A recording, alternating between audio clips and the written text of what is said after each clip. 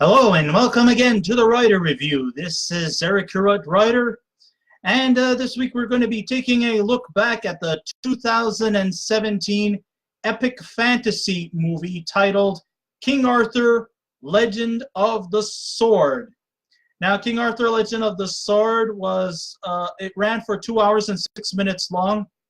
It is directed by Guy Ritchie. It is produced by Akiva Goldsman, Joby Harold, Tori Tunnell, Steve Clark Hall, Guy Ritchie, and Lionel Wigram.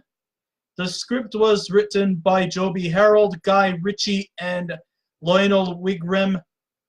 The story was done by David Dobkin and Joby Harold. The score was done by Daniel Pemberton, the cinematography by John Matheson, and the editing was done by James Herbert. And the stars of the movie are, let's see, we got Charlie Hunnam, we got Astrid Berges-Frisbey, we got Djimon Hounsou, Aidan, Gillen. We also have Jude Law, we have Eric Bana, Kingsley Ben Adir, we have Tom Wu, Craig McGinley, and we also have soccer legend himself, David Beckham, to join the cast. Well, there's absolutely no denying that the background is definitely quite the eye-opener in Guy Ritchie's King Arthur, Legend of the Sword. But when it comes to the storytelling that is the meat and potatoes of this movie, then that's just a subject in itself. If you're looking for anything like philosophical, or you want to sort of, get the gist of what it was like to be in medieval England, to understand the political structure, to understand the culture, to understand the happenings that was going on in medieval England, well, it's just that the fantasy elements tend to take over in what is supposed to be, which was not supposed to happen in a King Arthur movie, but instead Guy Ritchie decides to turn this whole medieval period piece film into nothing more than just a pure fantasy film that's no different from the Never-Ending Story type of movie. Yes, that's right. This is not the conventional King Arthur movie that we are looking at here. This stands for all the films that Ritchie has directed. Why the fuck do we need another half-baked version of King Arthur? Ritchie knows that it's been done before, but being so stubborn, he decides he wants to do an adaptation of his own, along with outrageous elements he could add to it, which doesn't work on a lot of levels. So if you're expecting the King Arthur story you've been read to in school or seen other adaptations in the past, well, this one will surely disappoint. Because to me, it didn't feel like a King Arthur period piece costume drama. Instead, it felt more like some drained out fantasy films that's so dependent on CGI dependent algorithms that it really ends up being just one big sack of stupid. And that's not what you want to see in a King Arthur movie. Sure, you're going to probably see some sword fighting. You're probably going to see some clashes of some sort. But no, we got to throw in the CGIs. We got to throw in the shock factor. We got to throw this in and that in. And does this all pay off? If you think this is all paid off, then there's something wrong in the medulla oblongata. Okay. The opening scenes might spark some intrigue, though not necessarily needed, as dark images appear as the evil Vortigern, played by Jude Law, as he succeeds in killing his older brother. His name is Uther Pendragon, played by Eric Bana. Thanks, Diane. Yeah, played by Eric Bana, Uther Pendragon. Oh, great, just another one of those jealous uncles who wants their one-way tickets to becoming a king. Oh, the old jealous younger brother must kill big brother so he can get his ticket to the throne. Well, instead of just accepting the fact that I'm the younger brother and I'm just the spare.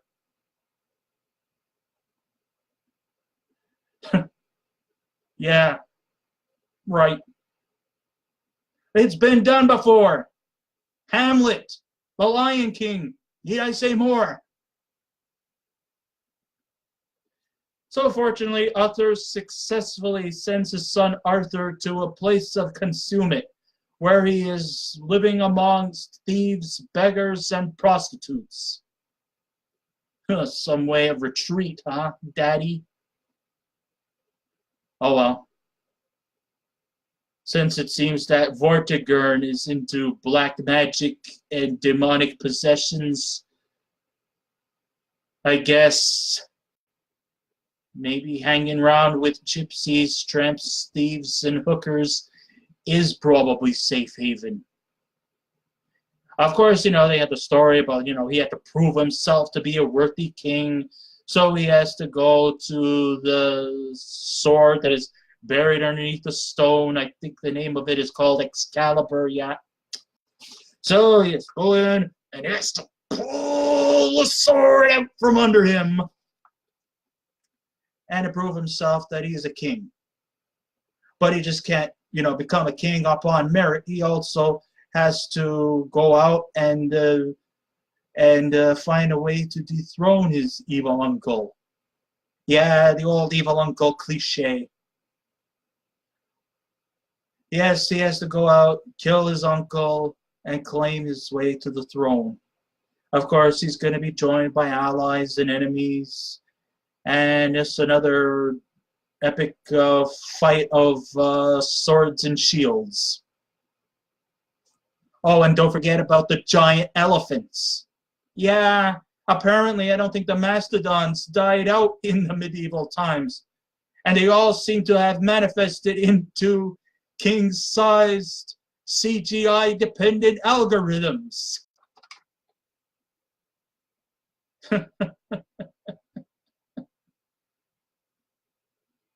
Seriously? Okay. That's what you want, Guy Ritchie. I'm not the one who's fucked in the head. Or maybe I am.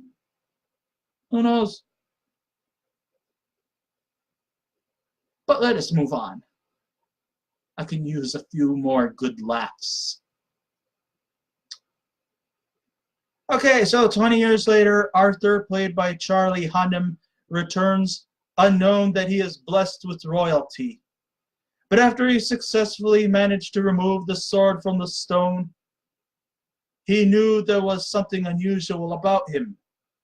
Arthur joins forces under the guidance of a mage who used to work for Merlin, played by Astrid Berges-Frisbey. What the fuck? There's no Merlin in a King Arthur movie? Where the fuck is Merlin? Merlin was hardly even mentioned. Oh, I'm sorry about that. Not even by name. Not even by name. He was only mentioned by name and he was disappeared. Or unless they did gender swapping and this mage is actually Merlin.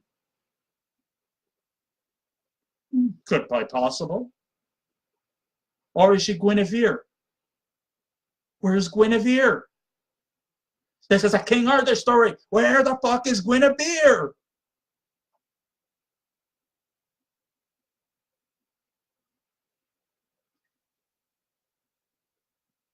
So Arthur joins forces with this mage, and he wants, of course, to get revenge on his uncle Vortigern and claim his rightful place on the throne. Been there, done that. Hamlet, The Lion King. Does that remind you of somebody? plagiarism. That's the key word, plagiarism. So what's your first impression when King Arthur comes to mind? Not giant snakes or tree people or other concocted fantasy creatures that Guy Ritchie arbitrarily added to the story. All we have here is a series of CGI elements that have replaced the character struggles of revenge with the family, which should have been the main focus of the movie. It's all about fantasy land and little about character development or themes about vengeance, betrayal, or romance. It's about appeasing to the modern spirit, and it gladly rubs it down our throats every chance it gets. Oh, because we people in the modern era need to have CGI-dependent algorithms. We depend so heavily on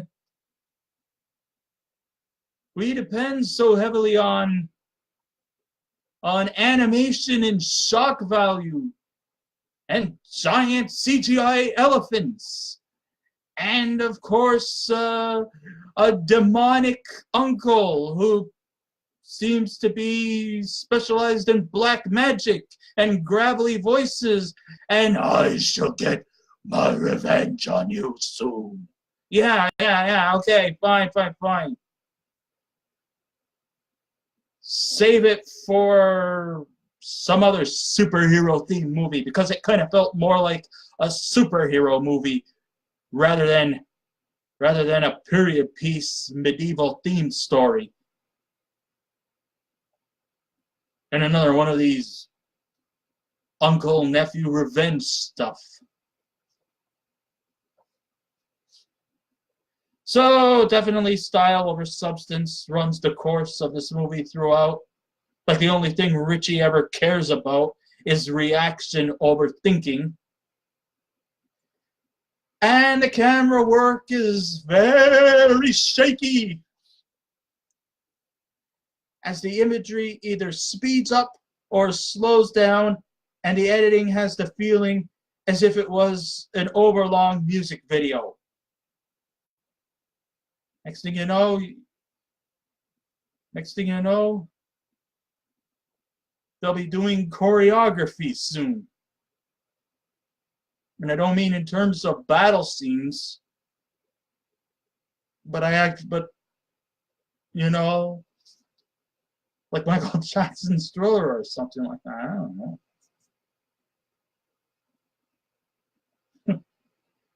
So when characters run, they are accompanied by shaky cameras and CGI graphics, which is just pure overkill that Ritchie was trying to outdo Peter Jackson's Lord of the Rings, but it failed miserably.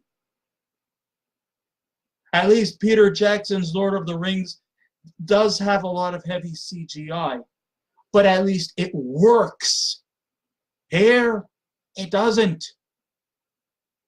Or at least it shouldn't. And at least in Lord of the Rings, there is a story told.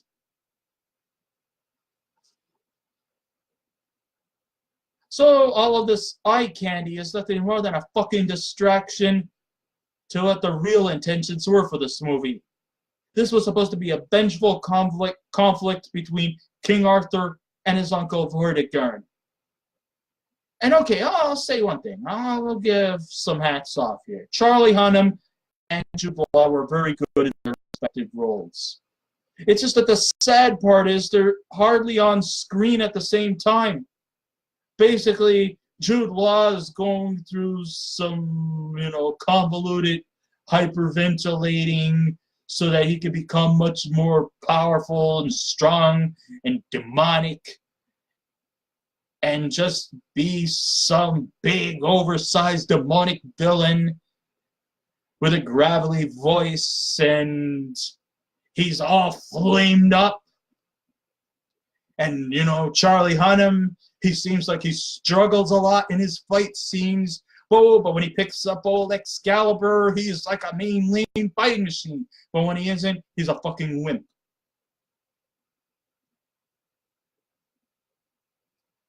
The dependence on visual reaction was so overwhelming, we forget that there is a story happening, which should have been the primary focus. Law's real purpose to this film was made to have a top villain in the film for Arthur to take down, rather than to explore the conflicts, the history, and the knowledge of medieval England. But you don't get any of that. Might as well throw a dragon in a Robin Hood movie. It doesn't make sense. There shouldn't be demons or black magic in a King Arthur movie. We should look at the structures, the history, the politics, and the culture of medieval England to get a better understanding, or the lore and the literature.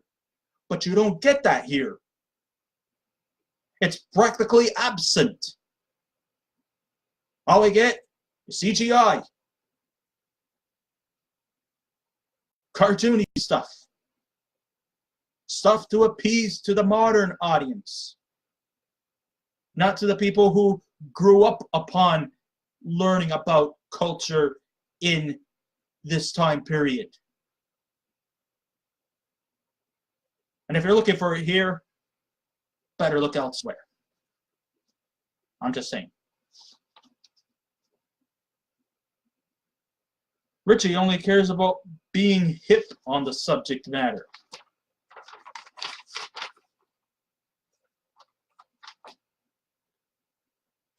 But, you know, I may have been doing a lot of ranting here. And normally I don't. A lot of times I try to look at the positive outlook of things. And I do my best to be positive. And I'm not going to say that it is a complete abomination, but sadly, I can't really recommend this movie. The acting, especially from Charlie Hunnam and Jude Law, is actually probably the only idiosyncrasy that kind of makes this movie maybe all the more intriguing. But that's about maybe the only good thing here. And sure, I was basically mocking the visuals, but it still was not necessarily needed, though some of the visuals were impressive. And I also thought that the score from Daniel Pemberton was quite catchy. But the elephant in the room, and by God, there were so many freaking elephants. Computer enhanced, that it was. But it's just that Ritchie's storytelling and the CGI was just so over the top and was more purposely set to reaction rather than telling a story. By around the 2-hour mark, you're just glad the movie is out of the way. And that's just kind of my initial feel about this movie. It could have been a whole lot better. Instead, it just was trying to, Guy Ritchie was trying to be Peter Jackson,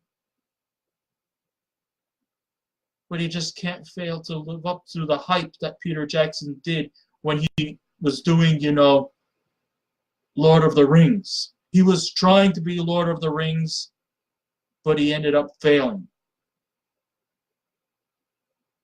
And that's kind of what it is.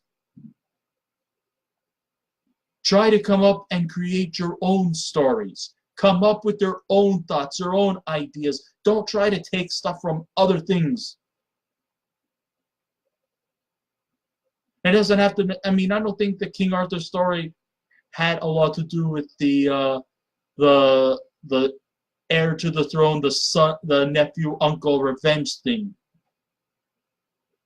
Because that's also plagiarism. Like I said, Hamlet, The Lion King, those are another one of those evil uncle, ticket to the throne, kill big brother, and then nephew tries to avenge the evil uncle.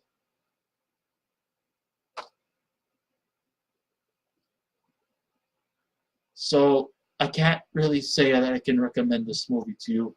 So if, when all said and done, if I was to give this movie a scale out of 10, I can only give King Arthur, Legend of the Sword, a 5. And I think that's fair enough. So I guess this ends my writer review. Thank you all for listening in. I'll try and make sure that in the next video that I do, I will be a lot more calmer.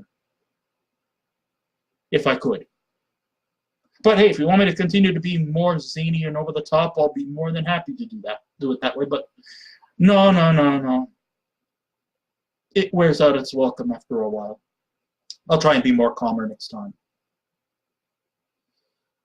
So this ends my writer review. Thank you all for listening in. If you wish to subscribe to my YouTube channel, please feel free to do so. If you wish to leave a comment, go right ahead.